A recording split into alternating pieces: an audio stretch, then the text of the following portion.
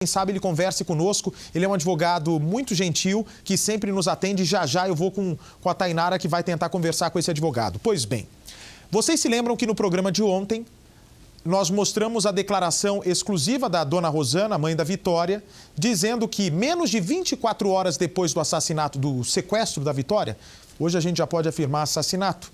Ela foi morta 10, 12 horas depois de ter sido levada pelos sequestradores.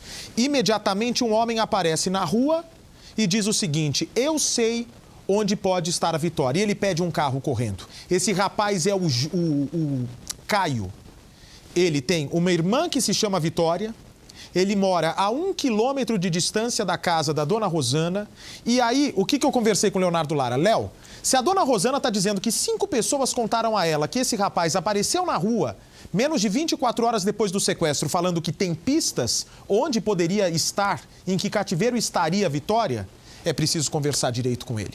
A polícia já o ouviu por 5 vezes, o celular dele foi apreendido, é uma testemunha ouro que conversa agora com exclusividade com o Cidade Alerta. Vamos ver. No dia seguinte ao desaparecimento de Vitória Gabriele, o comportamento de um jovem chamou a atenção de alguns moradores da cidade. Naquele momento, a notícia ainda não havia tomado uma dimensão tão grande.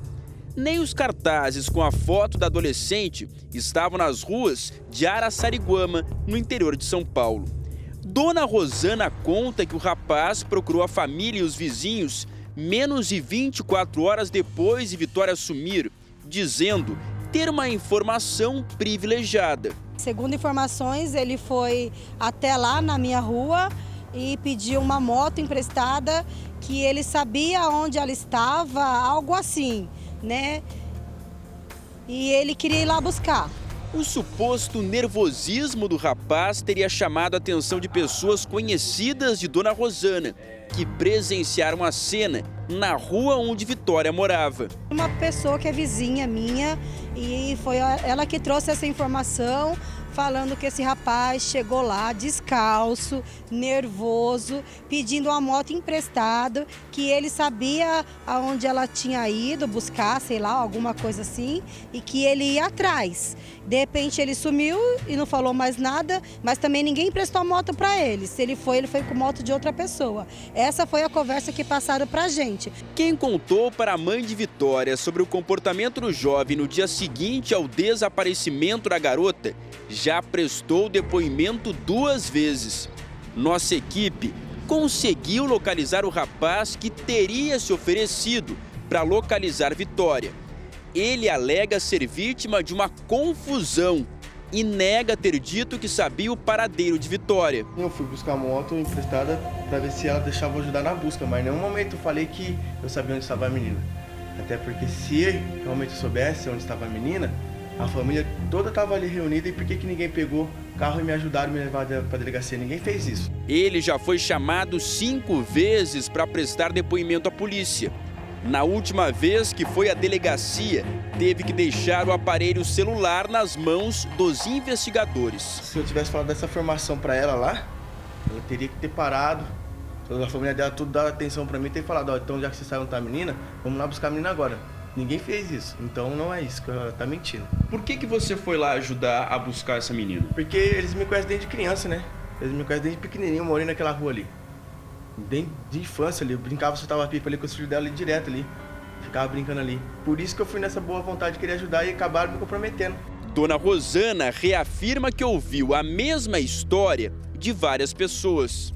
5 pessoas ouviram esse menino falando isso, mas ninguém lembrava disso, ninguém deu crédito para ele. Isso veio depois. A relação do jovem com a tragédia vai muito além do suposto comportamento suspeito depois do sumiço de Vitória.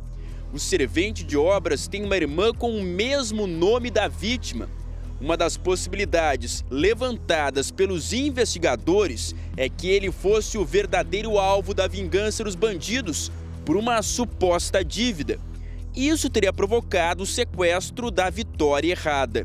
Segundo a polícia, a outra Vitória, que supostamente poderia ser o alvo dos bandidos, estuda aqui na mesma escola da vítima. Os investigadores apontam inclusive uma semelhança física entre elas. como a altura e o cabelo. As coincidências não param por aí.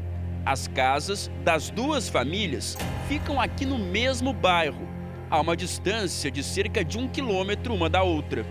Durante as buscas por pistas, já conversamos com o outro irmão e a avó desta menina, que também se chama Vitória. Ela é 2 anos mais velha do que a vítima. Não tem nem lógica isso. Por que não teria lógica? Porque simplesmente não tem lógica, velho. O que minha irmã tem a ver com o caso? Eu me assustei porque, ué, minha irmã tem a ver. Não tem nada a ver. Falaram que os bandidos vieram atrás de uma Vitória e que poderia ser ela. Eu nem saio de casa, ela não sai. Só sai com os pais dela. A mãe desta outra Vitória chegou a ir à delegacia para inocentar o filho de qualquer envolvimento com o mundo do crime. Se ele fosse um traficante, eu vou falar uma coisa, não tinha moto atrasado não, jogando de 19, fez três prestações atrasadas, entendeu? Por que ele não pagou? Vou dizer para vocês por que ele não pagou. Porque ele preferiu pagar a conta de água e luz e telefone. Aqui na delegacia de Araçariguama, a situação mudou bastante. Aquele entre-sai de testemunhas dos últimos dias já não existe mais. E o clima é de aparente tranquilidade. A delegada Bruna Madureira chegou por volta de 10 horas da manhã e, de novo, não quis conversar com a imprensa. A polícia aguarda o resultado da perícia nas roupas que Vitória usava no dia em que foi morta e também os exames com o material recolhido debaixo das unhas da menina. A esperança é encontrar material genético dos assassinos. Até lá, o principal trabalho dos investigadores é analisar as câmeras de segurança para descobrir em que carro Vitória foi levada até o matagal. São 300 horas de gravação que estão sendo periciadas. As imagens foram recolhidas nos 3 trajetos que existem entre o ginásio e o matagal onde o corpo foi encontrado. O que se tem certeza até agora é que no dia do desaparecimento, Vitória andou de patins durante cerca de 20 minutos, bem aqui neste estacionamento. Ela estava sozinha. Apenas 2 dias antes, Vitória veio ao mesmo local na companhia de uma amiga que é vizinha dela. As duas andaram de patins e depois seguiram naquela direção, voltaram para casa. Não se sabe o motivo, mas no dia em que tudo aconteceu, Vitória andou de patins e não voltou para casa. Ela decidiu seguir por esse caminho e foi até o ginásio, que fica a cerca de 30 metros daqui.